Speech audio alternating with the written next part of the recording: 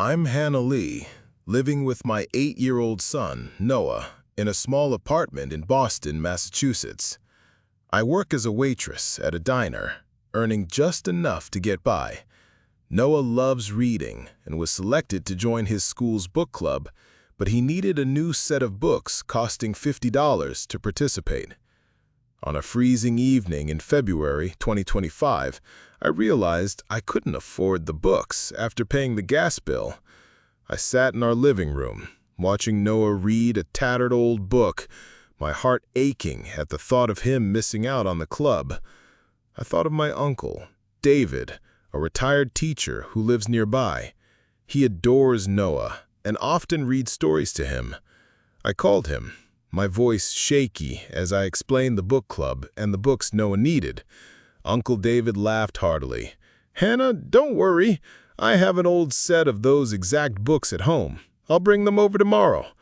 I felt relieved, tears falling as I thanked him, picturing Noah excitedly joining the club.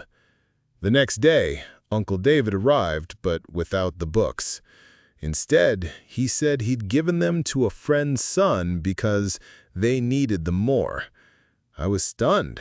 "Uncle David, Noah needs them for his book club. You promised." He shrugged. "Sorry, Hannah, but my friend's son needed a pick-me-up. You'll find another way. I know you will." I felt betrayed. He knew how much Noah wanted to join the club, knew I couldn't afford new books, but he chose someone else over his nephew.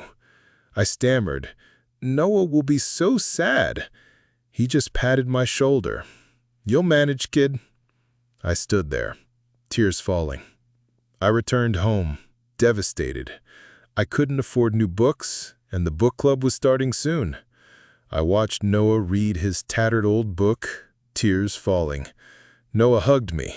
"Mom, I don't need the club. I just want to read with you." I felt betrayed by my uncle, someone I'd always looked up to. I decided I couldn't let Noah miss out. I swapped shifts with a coworker to have time to visit the public library, borrowing similar books for Noah to read. He joined the club anyway, and I was proud to see him sharing knowledge with his friends. I stopped relying on Uncle David, choosing to depend on myself for my son's happiness. I realized I could find creative solutions instead of depending on others. I started taking Noah to the library regularly, teaching him the value of sharing resources. We wrote our own story together, laughing each evening, and I felt stronger, unaffected by Uncle David's betrayal. I learned that family doesn't always put your needs first, as Uncle David's decision to give away the books Noah needed showed, and that finding creative solutions, like borrowing books from the library, taught me the value of resourcefulness, strengthening my bond with Noah through shared experiences and making me more confident in my problem-solving abilities.